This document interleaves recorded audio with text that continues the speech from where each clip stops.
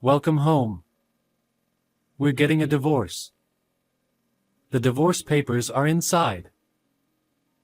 I had just returned home, carrying our newborn daughter. His cold words left me in shock. As I stood there stunned, my husband began to leave the house.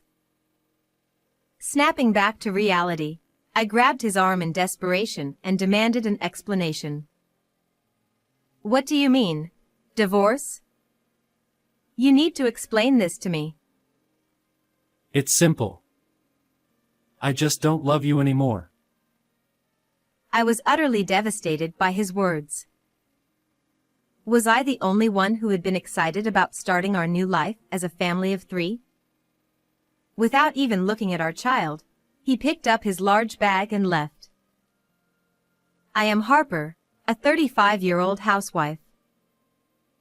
Being quite timid, I was drawn to my husband's assertive personality and we started dating. A year later, prompted by my pregnancy, we got married.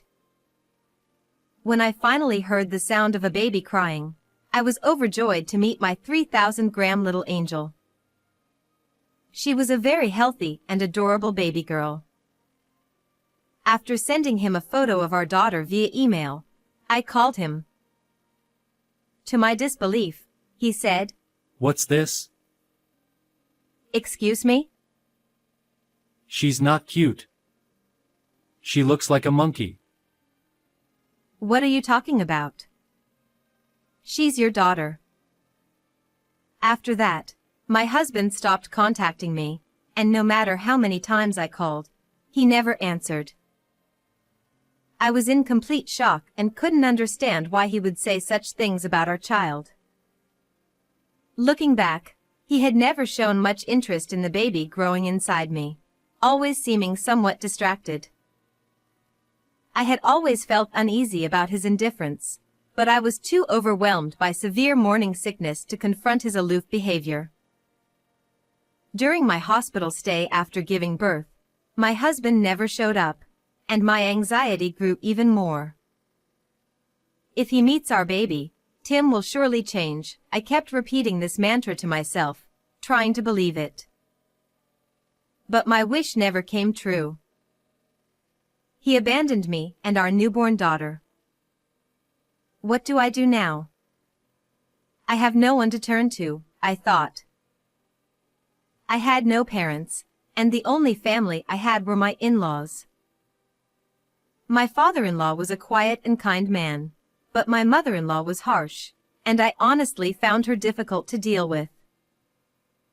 Harper, how long do you plan to remain a housewife? Excuse me? Just because you got pregnant doesn't mean you can be lazy. Get a job and support yourself without relying on your husband. But he wanted me to take care of the household. I don't want to hear excuses. From now on, you'll balance both childcare and work. Got it? Given our poor relationship, I felt I couldn't rely on her. Feeling desolate, I entered the house with the intention of putting my daughter to bed. However, an unusual sight awaited me inside. What is this? Everything I had prepared for my daughter, the crib, baby supplies, and even the furniture, was gone. All that remained were my few personal belongings and the divorce papers on the floor. I couldn't stand anymore and collapsed to the floor. Just then, my husband called. Maybe the divorce was just a moment of confusion? Maybe he's reconsidered and is coming back. Clinging to that hope, I answered the phone immediately. Hello? Where are you? Please come back soon. I forgot to mention, I sold the house. You need to be out by tomorrow. You can't be serious. What are we supposed to do? Become homeless, for all I care. I was shocked. How much more did he intend to make me suffer? Unable to hold back my emotions, I sobbed and pleaded for an explanation. You suddenly demand a divorce, and now even the house. What did I do wrong? Have you looked in the mirror since you got pregnant?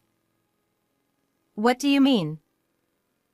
You looked pale every day like I was living with a ghost. He laughed mockingly, then continued in a cold tone. I married you because you always did whatever I said. But now I regret it. What? I'm bored with your shy personality, so I'm divorcing you. That's too cruel. It's too selfish. I have nothing more to say to you. Pack up and leave the house. Goodbye. With that, he hung up. For the first time, I felt hatred toward my husband. But no matter how much I blamed him, it wouldn't change the situation. Feeling utterly helpless, I decided to leave the house to buy diapers and formulas that had disappeared. However, my daughter, who had been peacefully sleeping, suddenly began to cry and wouldn't stop no matter how much I tried to soothe her. Perhaps she sensed my desperation as I struggled to cope with my husband's betrayal and losing our home while trying to figure out how to take care of her. I sat on a bench in a nearby park, trying to calm her down when someone unexpected appeared. You shouldn't take a newborn outside at 1 month old. How can you be so irresponsible? You need to start acting like a mother. What? Mother-in-law? You know nothing. What if something happens to her? How will you take responsibility? It seemed she knew the day of my discharge and had come to visit the house. Finding it empty, she followed the sound of my baby crying and found me. As she scolded me harshly, a flood of emotions overwhelmed me, and I began to sob uncontrollably. Then, I felt something warm on my back. I didn't mean to make you cry. But why are you here? Where is Tim? Explain to me what happened. She gently rubbed my back, trying to comfort me. Confused by the unexpected kindness from her, I slowly recounted everything that had happened. Tim did that? Unforgivable. If you have nowhere to go, come to my house. But... No buts. I'll carry your things. Let's go. Following her lead, I headed to my in-laws' house. As soon as we arrived, she said something astonishing. Let's live together from now on. What? You don't have anywhere else to go, do you? Are you planning to become homeless with the baby? Here, at least, you'll have a bed and food. Let's do that. I was bewildered. This was the same woman who had always treated me harshly, and now she seemed like a different person. Seeing my hesitation, she offered me a regretful smile. I've been told to you before, and I'm truly sorry. No, it's fine. I kept telling Tim he needed to take responsibility as a father. I feel terrible that I couldn't help and that it came to this. This isn't your fault. She slumped her shoulders and looked sad. Feeling flustered, I decided to ask the question that had suddenly come to mind. I always thought you disliked me, which is why you treated me so coldly. But is there another reason? It's because you reminded me of my younger self. I couldn't stand it. At this point, I learned something I had never known. My quiet and kind father-in-law had been unfaithful in his youth. My husband, who inherited his father's personality, also frequently got into trouble with other women. Then, she said something that struck me. I just wanted you to be a strong, resilient mother. That's why I was so hard on you. I repeatedly told you to get a job so you wouldn't struggle financially if you ever got divorced. Her harsh words had a purpose. Realizing that she was a warm-hearted person, I felt overwhelmed with gratitude. But why didn't you divorce him? I don't think I could endure infidelity. I would have divorced him. That's because I've always been the one supporting the family financially. What do you mean? He looked down on me when I was a housewife and constantly had affairs. But I was determined to not let that crush me, so I started working. Eventually, I earned more than he did. Not wanting to lose the comfortable life we had, he became submissive, fearing I would divorce him. So, the way he is now is because he regretted his actions. Exactly. I also thought staying together was the best punishment for him, rather than an easy divorce. As we talked, I found myself beginning to smile. However, her expression suddenly turned serious. About Tim suddenly asking for a divorce, do you think he might be having an affair and wants to be with someone else? Have you noticed anything strange about his behavior? Honestly, I have no idea. But I can't just accept this divorce without doing something. I pulled the divorce papers I had brought from home out of my bag. What? This is. As we looked at the papers, my mother-in-law and I exchanged glances. We made a firm decision and began to formulate a plan. The next day, my mother-in-law made a call to execute our plan. I heard from Harper that you're getting a divorce. Has she already told you, Mom? What are you talking about? I'm feeling fantastic. It's the right decision to divorce someone like her. Next time, marry a younger and more wonderful woman. Yeah, right. I don't ever want to see her miserable face again. She might be living under some bridge by now. How pitiful he sounded. It seems like he has completely convinced himself that my mother-in-law dislikes me. Unaware that I overheard their conversation, I felt anger rising toward him as he boasted obliviously. But he has hell waiting for him.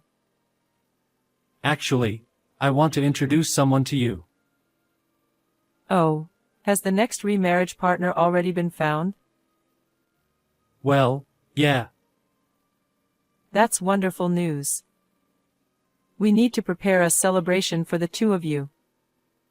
Since the $1 million fixed deposit will mature in 1 month, let's prepare a big celebration. Seriously? Of course. But in return, you better introduce your partner to me properly before anything else. Don't rush into registering your marriage until then. Got it? Got it. I'll bring her to the family home in a month. Count on me to handle the celebration. My mother-in-law's acting skills are amazing. He fell right into our plan, and my mother-in-law and I exchanged knowing smiles. And so, I decided to quietly make preparations behind the scenes until that day arrived. A month later, unaware of the trap, my husband arrived at my in-laws' house with a young woman, feeling proud and confident. I opened the front door with as much composure as possible and greeted them. Welcome to my house. My husband was visibly shocked as if he might topple over any moment, while the woman wore a bewildered expression. Then my mother-in-law joined us. Come in, She said with authority, and they timidly entered the living room. Hey, Mom, what's going on here? He stammered. Well, Harper, shall we begin? She said. I handed them a few photos of them entering a hotel and a report detailing their activities over the past month. I'll be seeking compensation from you too. With this much evidence, there's no way you can talk your way out of it. Be prepared, I said firmly. Wait a minute, how did you gather this evidence? My husband protested. My mother-in-law funded a detective to investigate. She said leaving this to the professionals was the best course of action. I explained. Why would Mom cooperate with someone like her? He exclaimed. Oh? Am I mistaken? Who would support someone so unreasonable, someone who abandons your wife and child to marry another woman? She retorted. What about the $1 million celebration? He asked. That was a lie to prevent you from filing for marriage for a month. She replied. You tricked me. He exclaimed, his anger palpable, and the woman sitting beside him looked crestfallen, surely thinking this wasn't how things were supposed to go. I thought I had finally punished them, but then he uttered unbelievable words. We're already divorced. You can't claim compensation for cheating now. He's right. I'm not paying any compensation. Their words left me utterly flabbergasted. The statute of limitations for claiming compensation is 3 years from the discovery of infidelity. Unaware of such common knowledge, my confident husband and his mistress were snorting with self-assurance. So, I decided to enlighten them with a fact. You see, we're still legally married. Huh? That divorce paper you left behind? It hasn't been filed yet. What the hell? Why haven't you done it yet? You declared divorce without any explanation, and I couldn't accept that. Do you even realize the absurd parting gift you left when you walked out of the house? Confused by my words and exchanging looks with each other, I handed them a document. Isn't this your marriage certificate? I thought I lost that. How do you have it? It was tucked beneath the divorce papers.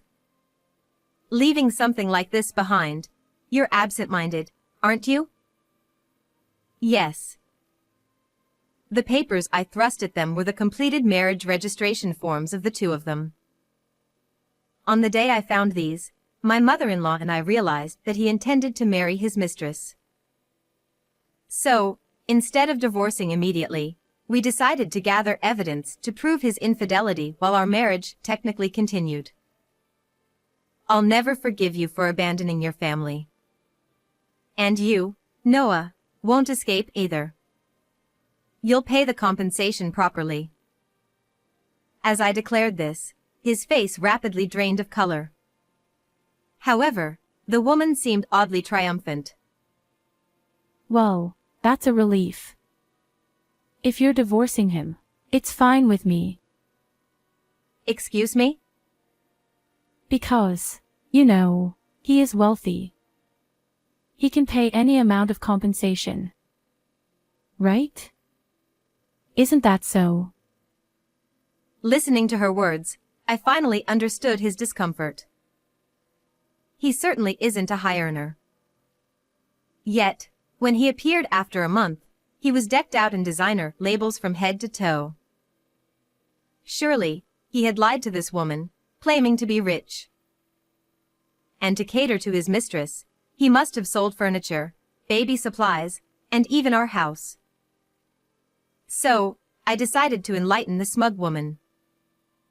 Unfortunately, this man isn't wealthy at all. What are you talking about? His take-home pay is about $1,800. Quite low for his age. And I, his wife, can confirm it without a doubt. Huh. That's different from what I heard. Hey, Is this woman telling the truth? What's going on? Your face is as pale as a ghost. Instead of freezing up, why don't you tell Lina-san the truth from your mouth? Perhaps fed up with his silence as he bowed his head, the woman erupted in anger. Our engagement is off. I have no use for a broke man like you. Wait, please. I beg you. Don't abandon me. It was the first time I had seen him in such a pathetic state.